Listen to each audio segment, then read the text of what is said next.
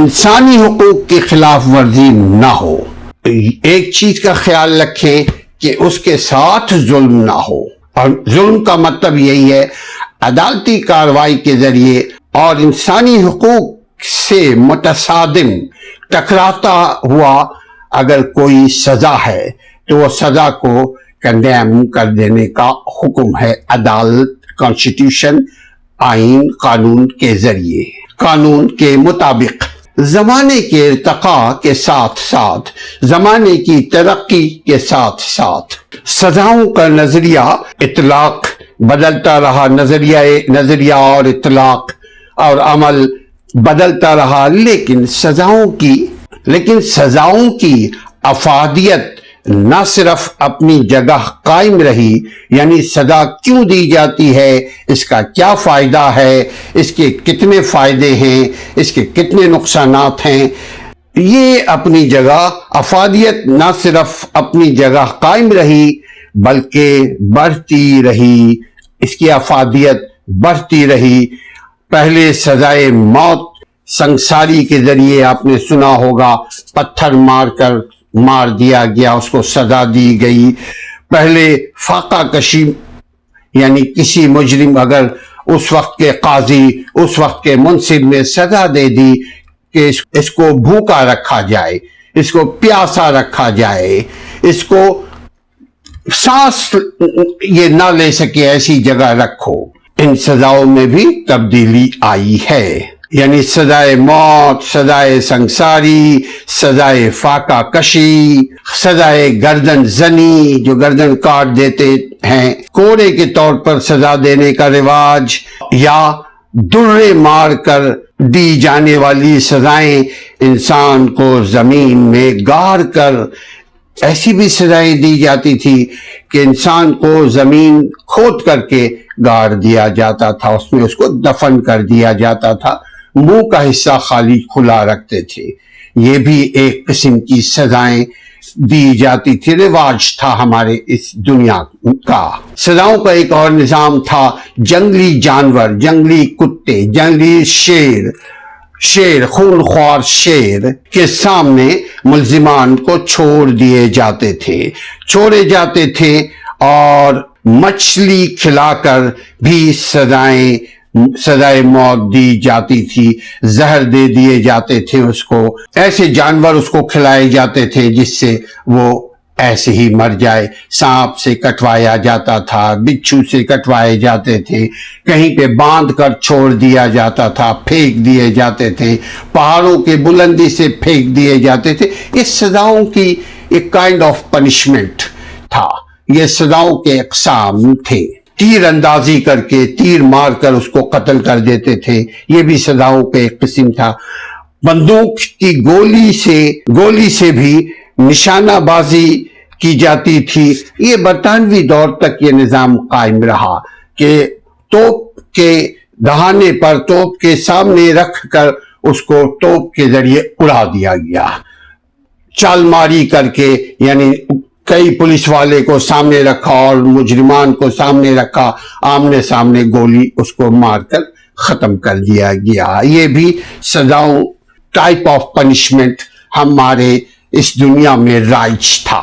یعنی گولی سے بھی نشانہ بازی کی جاتی تھی، انسانی اعضاء کو، انسانی باڈی کو کاٹے جاتے تھے، کاٹ دیے جاتے تھے، انگلی سے لے کر پورے جسم تک. جیسے کسائی اپنے جانور کو کاٹتا ہے، ایسے ان کو کاٹا جاتا تھا. آہستہ آہستہ ان کو مجرمان کو موت کی سزا دی جاتی تھی، لیکن کاٹ کر، زہر کھلا کر، تیر مار کر، سنساری کر کے، پہاڑوں کی بلندی سے پھینک کر، پانی کے اندر ڈبو کر، زمین کو کھود کر، دفن کر کے، مختلف طریقے سے سزاؤں کا نظام تھا اس دھرتی پر.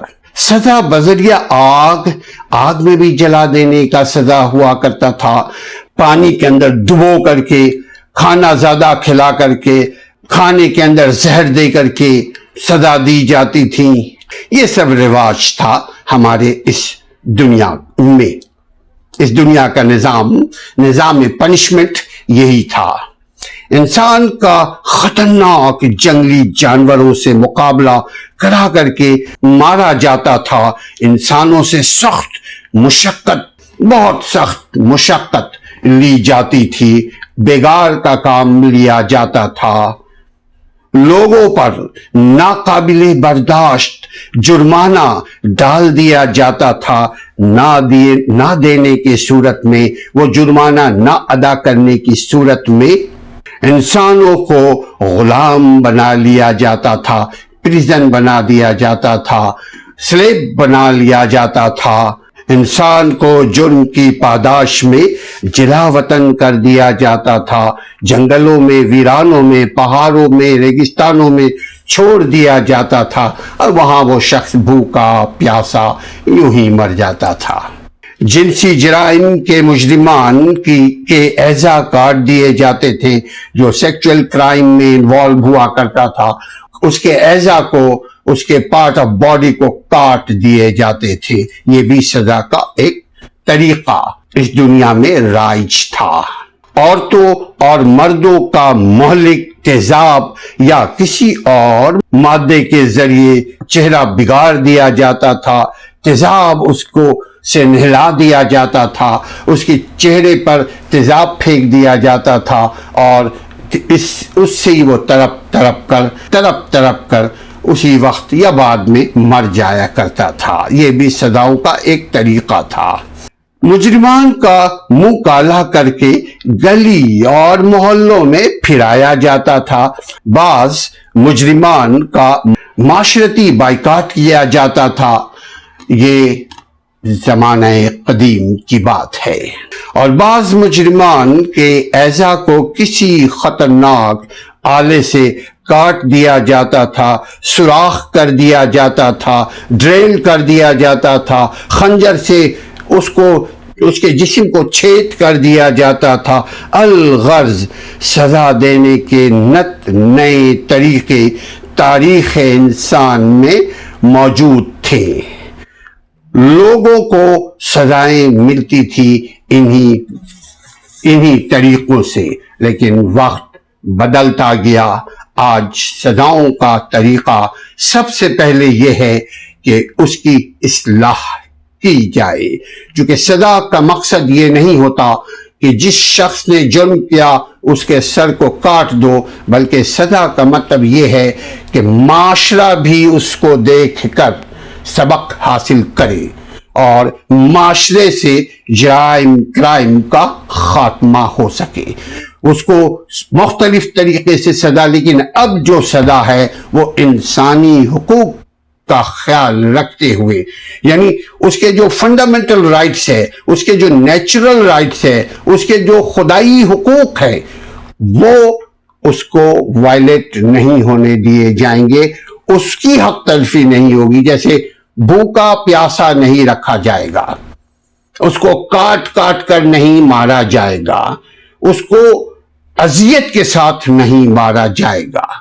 ایک طریقہ ایجاد کیا گیا ہے، مگر آج بھی یہ طریقہ بھی قابل تبدیل، قابل چینجنگ ہے. اس میں بھی ان سزاؤں کے طریقوں میں بھی تبدیلیاں آ رہی ہیں. مختلف ممالک میں مختلف سزاؤں کا رواج ہے.